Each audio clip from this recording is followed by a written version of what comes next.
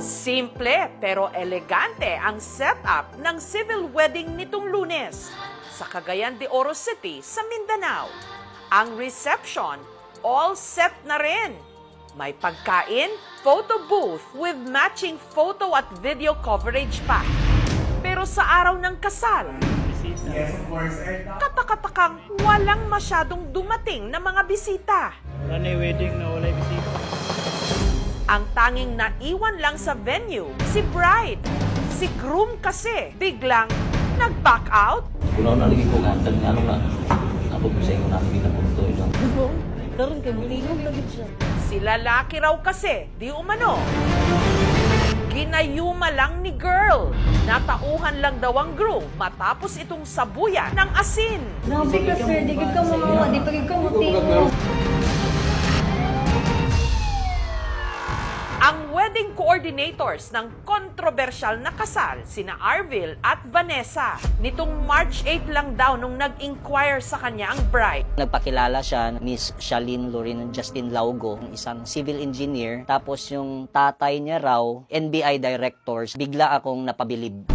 Pero ang kasal, sa March 10 ng hapon na raw agad.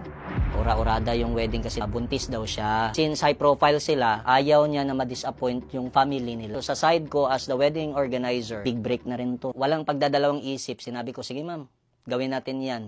Uy, kinabukasan, nakipagkita raw si Arvil sa bride na si Shalene at sa groom nitong si JL. Lahat ng nagsasalita, yung bride. Sagot na raw ng bride at groom ang isusuot nilang gown at suit, makeup artist at sing-sing. Ang kailangan lang daw ayusin ng team ni na Arvil ang venue, pagkain, plus photo and video services. Ang inavail na package ng bride at groom, good for 100 guests. Go na siya sa pricing. Nag-send na raw si daddy ng 270k, pakicheck na lang bank account mo. Sinek ko, wala. Sir, baka may glitch lang. Nagpatuloy pa rin ako. Si Arvil agad na nag-book ng isang hotel sa Cagayan de Oro City kung saan gaganapin ang civil wedding at reception. Kailangan mabayaran muna yung full amount para mapapasok yung mga decoration. Nag-abono ako, 75,000.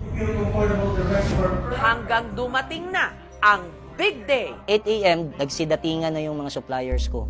Pero may aberya. Wala daw yung makeup artist kasi yung gown dala din daw ng pinsan niya, pati yung wedding ring. So wala pa yung pinsan niya, di pa dumating. Tumawag ako sa sekretary ko, nag-prepare siya nung bridal gown. Contact ako ng in-house ko rin na makeup artist. Ang kanilang pre-wedding shoot natuloy. Pero meron silang napansin. Wala po talagang imik si groom. Like pale. Nonchalant na lang po. First po na thought ko sa boy is kanang hindi naman ni mahal yung girl. Uy, pinapirahan lang kasi mayaman daw siya. Dili siya happy nga napugos nga ug dili po gid mao nga naong sa among amigo kanang murag yung all nga lawom kay nga giuna-una bitaw nga.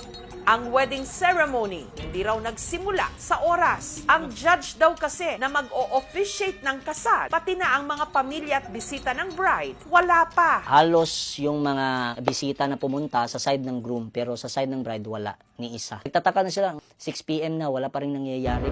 Sa puntong yon, kinutuban na raw si Arvil na baka siya'y na-scam. Walang bayad talaga na nangyari.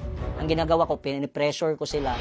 At nagulat daw si Arvil sa ginawa ng bride. Ang pinipressure nila, yung kaibigan ng mga groom. Kung may credit card ba sila, tara, scam to. Paano kaya to? Sa akin mabiblame. Hanggang si Arvil tumawag na ng pulis. Una raw nilang kinausap si JL. Parang ini-scam ka ng bride. Pero nasa in denial stage pa siya. Gusto niyang ipakita sa mga kaibigan niya na may magaganap na kasal. Kinutuban daw ang mga kaibigan ni JL na baka siya'y nagayuma. Hanggang sa nag-isip sila ng paraan para di umano ito'y kontrahin. May nagtapon ng asin sa kanya. Parang natauhan siya, ma'am. Kunaw na lagi ko gantan nga ano nga. Ako po sa inyo na pinapunto yun. Sir, alam niyo ba to? Kailala niyo ba ang pamilya siya? Kahit isa sa pamilya niya, hindi ko pa po nakikilala. Habang ang bride naman, kalaboso.